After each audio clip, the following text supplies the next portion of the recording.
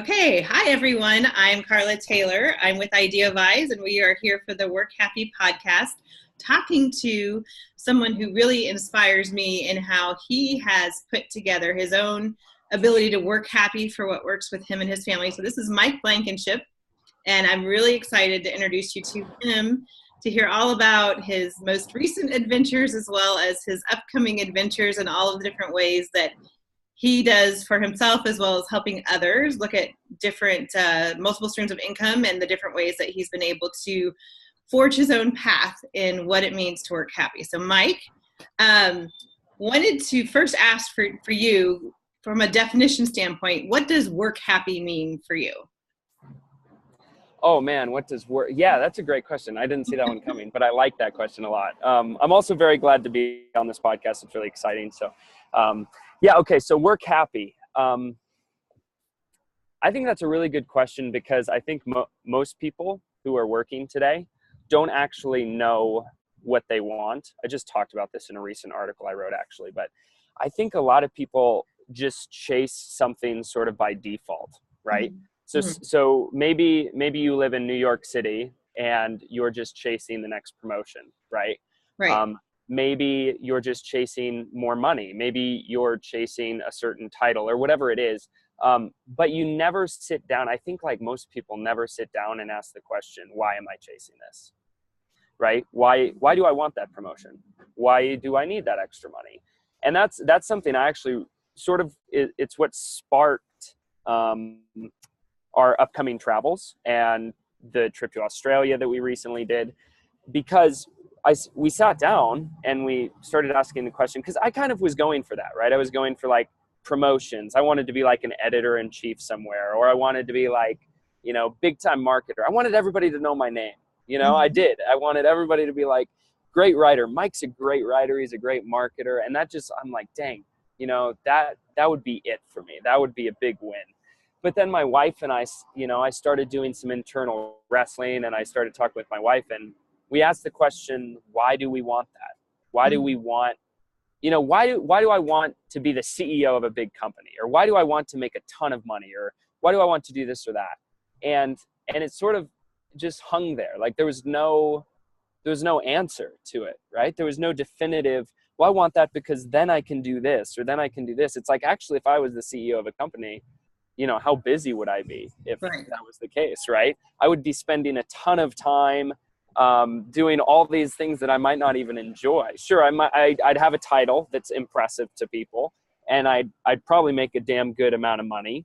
But at the end of the day, okay, what about spending time with my daughter? Oh, boom, all of a sudden I have less time with my 1-year-old daughter, right? And so it sort of came down to figuring out really what I value instead of just chasing these default things. So work happy to me is all about it's your why behind what you do, right? It's like, why do you want to make a lot of money? And that's okay. Like those are fine things, right? Like if you want to be the CEO of a company, that's awesome. You just have to dig deeper, right? You have to figure out, why do I want to be that? And maybe it's because what does that look like once you get there too? I think that's why a lot of people, they have this big idea, but they don't think about the long tail of everything that comes with it. Right. Exactly. Yeah. Yeah. Cause they have like, I think that's exactly it, is they're like, I want to be the CEO, but they don't know actually what that means. Like that. Okay. Yes, it means a big paycheck. Yes, it means the title of CEO, but what does your daily life look like then? Or if you own your own business that is, there's different kinds of businesses, but if you own one that's high maintenance and you're doing everything, right? Like that's not the kind of business that a lot of people want to own, even though they might say, I want to own a business, right? Right. And so you have to figure out what the implications of the thing you're going after are. You might want a big title, but then you're managing 10 people and you're working 15-hour days. Does that sound maybe fun? not even doing the work you actually enjoy. Now you're doing all the work of the business itself. Exactly. And recently, actually, I went on a retreat with my company, my full-time job, which is Carrot. And so I went on a retreat and I had a conversation with the CEO there. And I actually said to him, because I was just kind of in the moment, I was just like in the moment talking to him. And I said, I'd love to, take that next step in this company. and grow and get that promotion or whatever, just like it's trying to show some ambition. Right. Mm-hmm. And then this was one of the moments I realized this, but I came home and I was sitting there thinking through a plan that he had asked me to put together after I said that. And so I was putting it together, and the longer I put it together, the more I realized, like, this is not at all what I want. Mm-hmm. Like, if I do this, I no longer get to write, and I love to write, If I do this, I no longer get to come up with awesome titles. Like, it's all those detail things, right? And I realized all that stuff would go away if I pursued this. And then I lose the things I love to do. And sure, I make more money or whatever, but like, I'm not enjoying anymore what I like or what I'm doing. Right. So I think there's that element where it's like work happy means you have to find your why, and you have to have that really clear, and then go after the why instead of the what. Yeah. And then I think, there is an element of it to how much money are you making, right? Like, we're just being honest. Money's awesome. I'm a big lover of money, right? Like, I love money. I want to make more of it. But at the same time, like, do I want to make millions? Not really. Like, I'm not interested in that. Now, 200, 300,000 a year, maybe, right? Because then that gives me freedom. So I'm interested in the freedom. And then what you do is you take that and you tie that to a certain income. So, like, how do you want to live your life? What's your why? What kind of freedom of time do you want? Freedom of traveling or being with your family. And then you figure out, how much money do I need to live that lifestyle, right? You just break it down. And then that's your ideal lifestyle. And then you figure out a way to step into that. Yep. So to me, that's what work happy is all about. Awesome. And I want to get a little bit more into that part of how you craft that type of a lifestyle for yourself. But first, I want to go back for you and talk a little bit more about your career journey, because I think that's one of the most fascinating things about actually everybody I've ever met in my life is that they had one idea starting out in school or wherever they first had some ideas, and then their career takes a lot of different turns. And I know yours has as well. I know you and I met when you were writing for, was it Entrepreneur Magazine or Success Magazine, one of those, or multiple of those actually.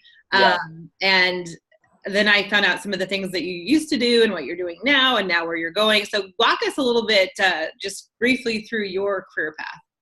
Yeah. So I have a super interesting, and I say that with the least amount of ego possible, but I have a super interesting career path. I started, so in high school, I was super religious. I was completely, I grew up in a religious Christian household and was very, very Christian oriented. That's sort of where I just saw myself, I'm going to be in ministry, Got out of high school.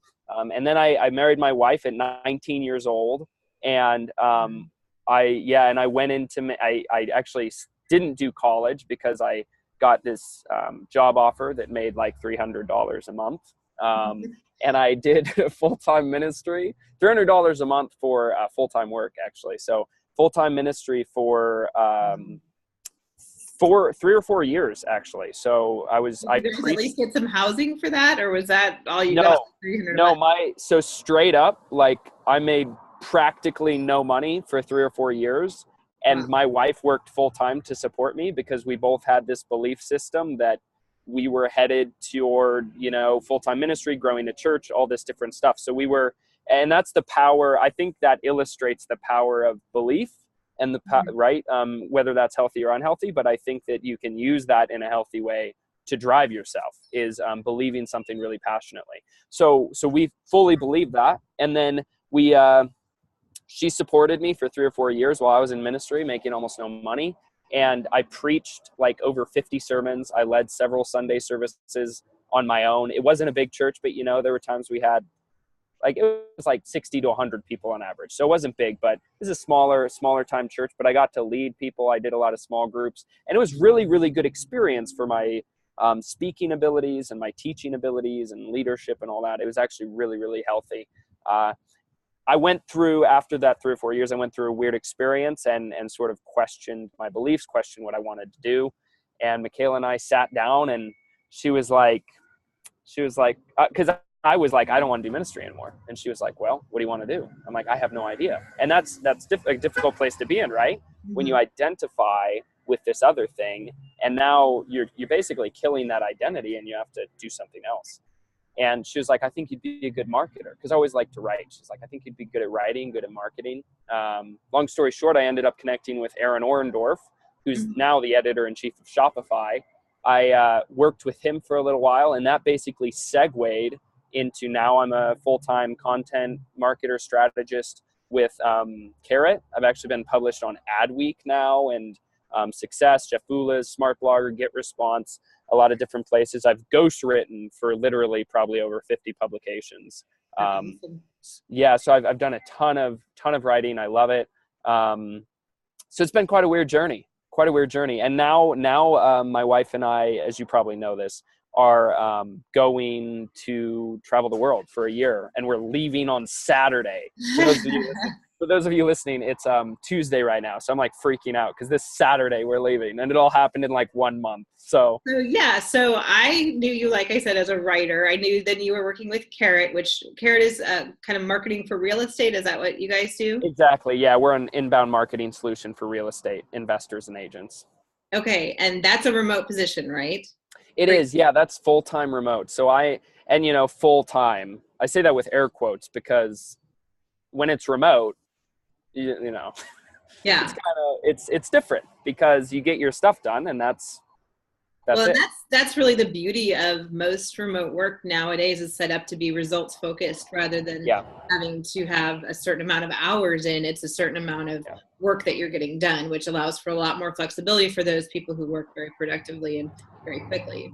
Exactly. And I do think that's one of the biggest benefits to working remote, is that you can focus on your projects, and you can get those done in, if you get it done early, you're done. You maybe keep a little bit of a presence on Slack in case somebody needs you.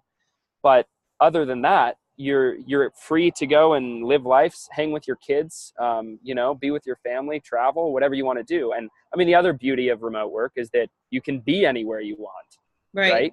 You don't have to stay in your hometown. You can go overseas as long as you can negotiate the time zone difference with your company, right? So that's part of building in that time freedom that you were talking about. That's a really important driver for you of what you want in your life.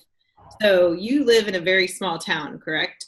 Yeah, there's I think the population in Klamath Falls is like 40,000, and it's kind of spread out. So it's not very big. It's not very big by any means. Yeah. So not tiny, but not huge. Yeah, like we're big enough to have a Fred Meyer's, like a basic grocery store, but we're not big enough to have a mall.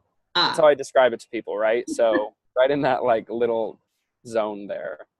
And so I kind of have been, your Facebook friend for quite some time, saw that you guys were actually planning to go to Hawaii for a month. And then, there was that whole little, lava problem they were having. Yeah. So is that the reason you chose to go to Australia instead? Yes. So our life is literally just a series of like snap decisions that make a massive difference in the long term. So the plan, we got married the same way. We dated like 3 months, and then I proposed. It was like this, like, right. That's just how we make decisions, for better or worse. So, with Hawaii, we were planning a trip to Hawaii for like 6 months, and we had everything booked. It was all good to go. And then, like you said, they were having lava problems and like flooding and all this crazy stuff on the island we were going to go to. And it was like a week before we were supposed to leave. And we were like, oh my gosh, like, if we're going to go to Hawaii for a month, because it was booked for a month, if we're going to go for a month, like we want to actually be able to experience it and not like worry about roads being blocked and all this stuff. So kind of thinking about, could we go anywhere else? We're kind of looking into, can we get our money refunded from the trip? We found out we could get our money refunded except for the plane ticket. So we were able to get everything back. And then it was kind of like, okay, well, where do we want to go? And Michaela says, well, do you want to go to Australia? And I'm like, what the hell's in Australia? Like, because in my head, I'm thinking like desert, like, or go to the freaking desert. Yeah.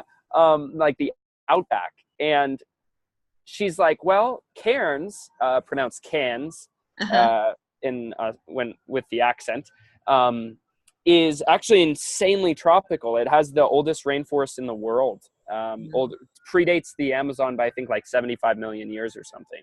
Wow. And yeah, and it just so happens that May, when we were going to go to Hawaii, was actually like the perfect time to visit it with the climate.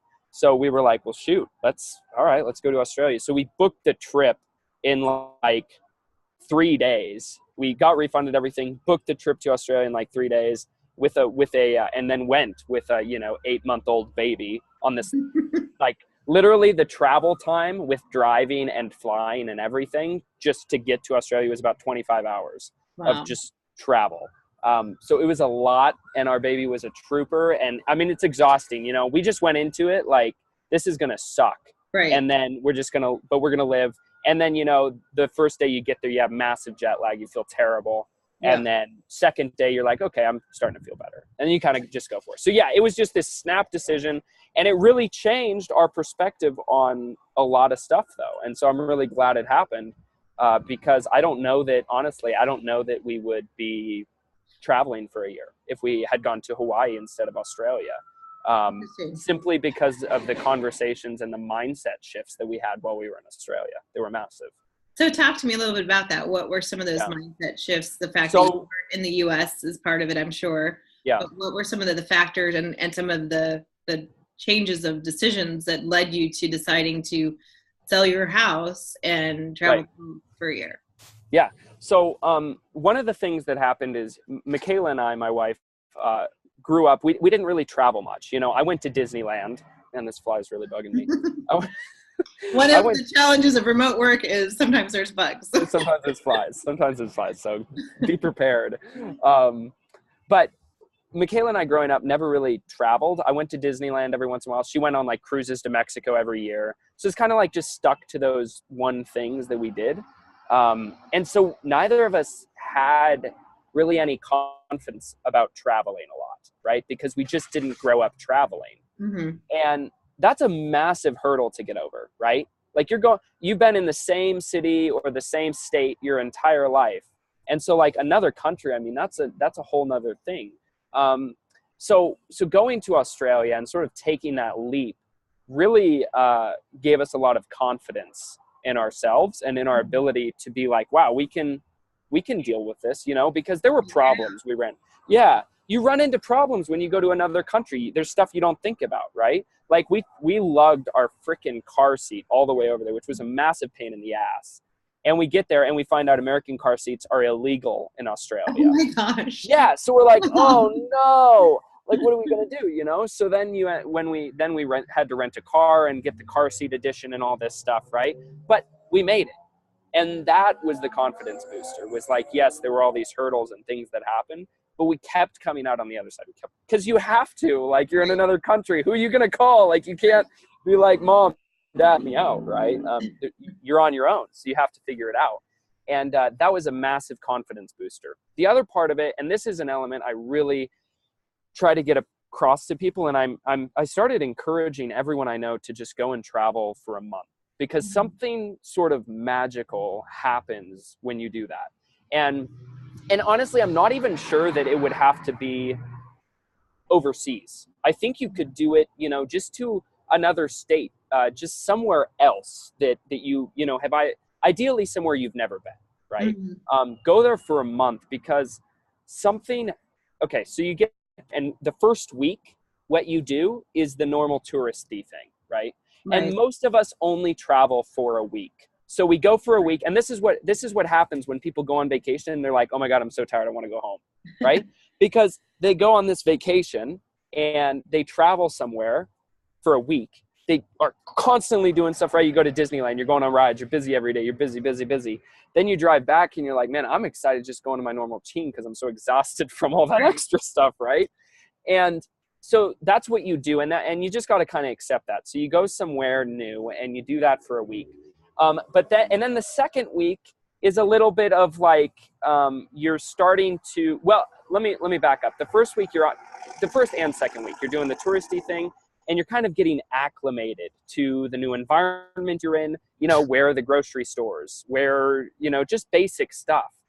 Also, you're getting acclimated to the fact that you can't just stick to your normal daily routine. So you can't just go home and, make dinner with the wife and then, watch a TV show and go to bed. Like, it takes you out of that because all your normal stuff isn't in the house and your whole routine basically is completely screwed up, right? When you go somewhere you're not usually at, your whole routine flip-flops, and you have to basically, like, for me, a big thing, honestly, was not having video games. I'm not a big video gamer, but I do play in the evenings. I play for a half hour, and not having video games was enough.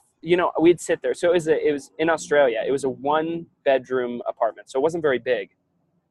So we would put Andy to bed, our baby, in the living room area, and then we would go hang out in the bedroom area, right? And there's no TV in the bedroom. So there's no TV, and like we're sitting in there, and she goes to bed at 7 p.m.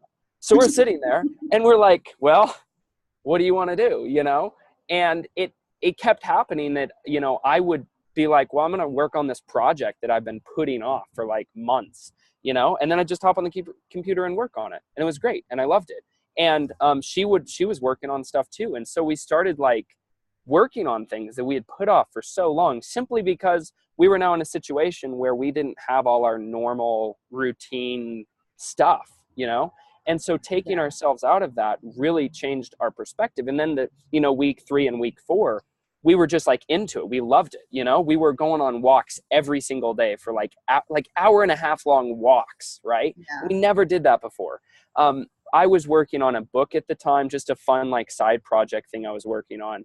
I finished that. We both lost weight literally just because we were walking so much. It wasn't even intentional.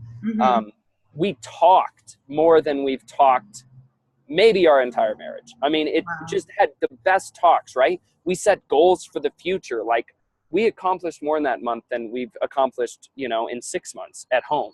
And it was just because we were in a different place and we were forced to work on our passions because the stuff to distract us wasn't as available, So then when we came back home, it was sort of like, I remember driving into Klamath Falls. We finally arrived after, 20 hours of traveling back. And we drive into Klamath Falls and I'm just like, damn. Oh, damn. Like, I don't want to be here. Just like, it just sunk. Like, before we left, I had no problem with Klamath Falls. And then coming back, I just didn't want to sink back into that daily routine and never going after my passions, And we found, we kind of tried to maintain our momentum for 2 weeks or so, as long as we could. And then we just naturally, like, almost against our will, felt ourselves sinking back into our basic routines, right? Do you think part of it is the familiarity that you have wherever you live? 100%. Yeah, I do think so. I think that putting ourselves outside of our comfort zone forced us to do things, it made us live, like it made us, everything you see is exciting, when you're in a new country. It's like, oh man, you're just like, everything's amazing. And, then you go to your hometown and you don't notice anything anymore because you've seen all of it. Right. And so there's nothing interesting. Even going for a walk is a drag. Like, because I've seen everything. Like, I've walked that loop 100 times. Right. But in Australia, it's like, everything's fascinating. I'm like, you're like a little kid, right? You're interested in life again. And I think that, I think this applies to a lot of stuff in life. I don't think it applies just to traveling, but I think people need to consistently push themselves outside of their basic familiarity and basic routine. And I know you're a big advocate for this, and out of your comfort zone, right? Because then that it changes you. It makes you more interested in life, if nothing else, right? You're more excited about the things you're doing. Yeah, so, definitely. Yeah, no, I mean, obviously travel is an incredible way to do it. And I know when I've traveled to beautiful places, I've been to Hawaii, is one of my favorite places, but I've always told myself when I was there, I don't know if I'd want to live here, because then it wouldn't be as amazing to me as it is when I'm visiting. And I think it's that same mindset, but I also think we do take for granted what's all around us. And it's easy to get caught up in that. Even if you're in a new place, I'm sure if you were in Australia for 6 months or a year, you may not have felt the same way. Yep. And that's where, yes, one option is to go and travel different places month to month, which I think is amazing that you guys are doing. And I definitely have a plan to do that myself in the future. However, that's not, for most of us, a lifelong thing to do either. So part of the lessons, I think, is to look at what are we doing to keep ourselves in a routine and just turn on the TV or play a video game when we could be working on that project, and be more in the moment and present. And it's obviously a lot harder when you're forcing it. But when you do, even if you do it a little bit, even if you do a few things a week or a few things a day or even once a day, to appreciate where you are and or stretch that comfort zone, it does change your whole perspective. Yeah, it does. And I think that the month of traveling is a great way to sort of just force yourself out of that without too much effort. It'll just happen naturally. But I totally agree that at some point you just have to learn to focus on your passions, right? You can't, I mean, unless you're planning to literally be somewhere every month, somewhere new every single month of your life, like that's not realistic. So even for us, you know, that's something I'm wrestling with is, okay, we're traveling for a year. And then honestly, at that point, we might travel more, you know, there's a chance of that, but I kind of anticipate that we're going to be tired, that we're going to want to find somewhere, you know, like that's a lot. So I think at that point, we're going to want to find somewhere to settle down for a little bit, you know, either rent a house or buy a house and just kind of, even if it's another year and then we go and travel again. But I think that it is more important to learn how to do that on a daily basis than it is to consistently force yourself to do it. I think forcing yourself to do it is a really great way to sort of trigger it, right? Sort of like pull yourself out of that daily routine mindset. And then after that, though, you have to kind of learn, that behavior of, or maybe you learn a pattern in your own life that changes things up enough to the degree that you keep it interesting and stay excited about your work and the things you're doing. But yeah, that's something that I'm wrestling with is like, we're traveling, but then, you know, we're going to have to eventually, because that's going to be a lot of excitement, right? And then but at some point we're going to have to stay somewhere for a year, you know, and I don't want to lose that. Yeah. You know, who knows what you're going to decide along the way. And I guess that's sort of part of the experiment. And that's why I am so excited is that I don't think you can go through this and be the same person on the other side. I think that doing this and being in 12 different countries in a year or whatever it's going to be is just going to be really impactful. And I don't know what that's going to look like, but I think that's partly what makes it so exciting. It's an experiment, you know, and that's why I'm excited that's why I love social media, because I'm doing this thing, but then I get to hopefully encourage other people to do it and maybe get someone else to go and travel for a year, you know, who maybe never thought about it before. And now they're like, let's do it. So that's kind of my next question. So, and you've kind of talked about this, you might reiterate something you've already said, or you may have something else to add, but what is your best advice for others on how to work happy for themselves? Yeah, that's a good question. So I think that the best thing, and I'm going to reiterate something here, but I think it's really important. I think the best thing that someone can do if they're like, okay, I want to work happy. I want to be, you know, every day when I go to work, I don't want to dread it.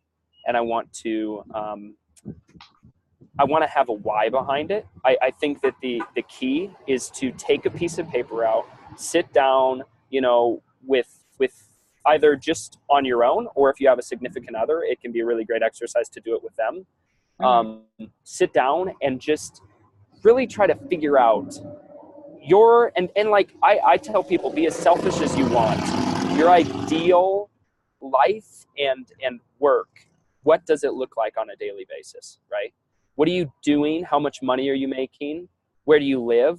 How much time are you spending on it? And just like dream, be selfish about it, dream, like acknowledge that it's okay to want something. I think we're always like, you know, be selfless. But I think we can't really truly be selfless until we have what we want.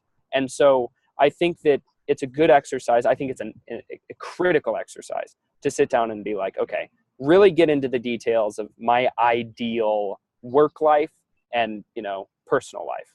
Yeah, and that day And to then, day is so important. It's not just the big stuff, the big picture stuff, the titles, those things, but it's yeah, the daily life of what that looks like every single day, or if those days are different. But yeah. what the day to day is, I think, is really the key for what you're saying. I think you're exactly right, because what'll often happen, and I think this is a great exercise to do, is go down and write, put why, put what you want, and then try to put why you want it. And I think a lot of times what will happen is people are like, man, I want to make, $3 million a year. I want to take that home. And then they start to get into the details of like what that would take and all these things. And they start to realize like the day-to-day stuff, right? I don't actually want that. Like the result would be cool, but the reality is you can't get any result without a series of actions like that. You're not just going to wake up tomorrow and make $3 million per year. It's going to take certain actions. And so you can't just be in love with the result. You also have to at least be okay with the steps to get those results, right? And so now, for instance, Michaela and I are very passionate. Like for us, all it is we want to make enough money to travel as much as we want and not worry about when we go out to dinner getting drinks or not. You know what I mean? Like, we don't want to sit down at dinner and be like, well, can we afford to get drinks? Like, I think that's a really great illustration for us, at least in our heads, of how much money we want to make. So we don't want to be. Your definition of wealthy is enough money to go where you want and drink what you want. That's what it is. That's what it is. That is exactly right. And I think that's very different than a lot of people's definition of wealthy. And I think that's what you have to do, is sit down and be like, what is our definition of wealthy, right? To me, if I'm making $30,000 a year, like pretty low, and I'm surfing every day, like dream, I don't care. Like if I'm surfing, we have a place to stay, we're getting drinks as much as we want. Maybe I'm even living somewhere where it's just super cheap to live, but if we love it, then that's fine. So I think people need to spend less time just default, I'm chasing money, I'm chasing success. It's like that really means nothing, because those are so relative to the person who's chasing it. So you have to sit down and you have to be like, how much money do I want to make, and why do I want to make that money? What is that going to allow me to do? The other cool thing about that is that it's actually going to sustain you through the difficult times, right? Because you have that why in your head. Because like it's been difficult. So, traveling is difficult. Remote work can be difficult. But the Michaela and I's why, which is traveling as much as we want, drinking as much as we want, has kept us going through the hard times, because we know exactly why we're headed there, and we know we can get it because other people have, right? Yeah. So I think that is the first step in someone's journey to working happy, is figuring out what, like you asked me at the beginning, what does work happy mean to you? What does that really mean to you? Find your why. Because some people might just be like, and this is totally fine. Some people might say, I want to work 8 hours a day at a desk job and not have much communication with other people. Like, more power to you. If that's your dream, then go after it, right? But if that's not your dream, then go after whatever it is. And I think that too few people just sort of find themselves going after this and after that and after that without ever sitting down and being like, okay, what do I really want in life? And I think that's a very critical question. At that point, it's really just a matter of figuring out, you figure out how much money do I need to make per month to make this happen? And then it's figuring out how to make that money, right? There's a million different ways to make money today. It's a really cool time to live. There's a million different ways to go online and start making money tomorrow. You could open an Amazon e-commerce store, Shopify e-commerce store. You could do freelance work. You could find a full-time remote gig if you want the security and the benefits and everything, right? So there's a ton of different ways to make money online, and it sort of depends on your skill set, what you enjoy doing, and also just how you want to work. But I think you always need that why behind that. Yeah. So tell us a little bit more about what you do or what you're looking to do and how you're helping others. Yeah. With my blog and email lists and all that. Okay. So my pitch would be like, I'm really passionate about traveling. I'm really passionate about spending time with my family. I'm really passionate about making money without working very much. That is what I love. I love to wake up and there's money in my bank account and I didn't do much for it. I love that, right? And I think that's what everybody to some degree wants, right? And so I have an email list and a blog. It's freedomtraveler.blog. It's not .com, .blog. Okay.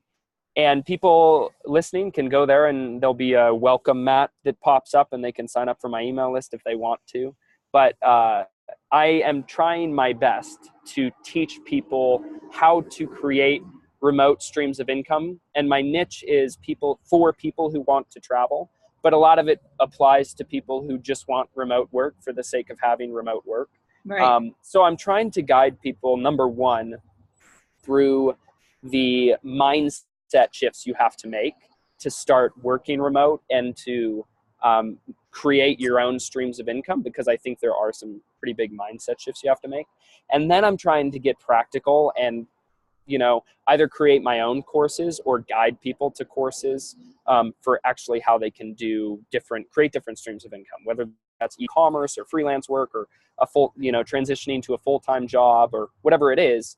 How you can actually create those. So that's sort of what I'm trying to help people with. Awesome. So we will definitely have the contact information and links and everything to how to find you. Is there anything else you want to tell listeners that we haven't covered? I'm going to say it one more time. Just take like 10 minutes to find your why, right? Which is so cliche, but it's so important. Just figure out what do you want, and then just make a path for chasing that. That's what it's all about, is very few people sit down to do that. And it's amazing what you can achieve if you figure out what you want, why you want it, right? Yep. And then just chase it. So. Awesome. Well, thank you so very much for spending this time with us. I love that you're sitting outside at a coffee shop that we can kind of see the telltale umbrellas for, but very relevant to the discussion. Exactly, showing that you can even be doing a podcast interview from anywhere. So exactly. I would love to check in with you every so often from the different locations where you are traveling and get an update from you, so that I'd love that. Follow along with your. I'd love that. That would be really fun. Yeah. Awesome. Well, thank you so much for your time, and we'll be checking back in with you soon. Cool. Thanks, Carla. Bye.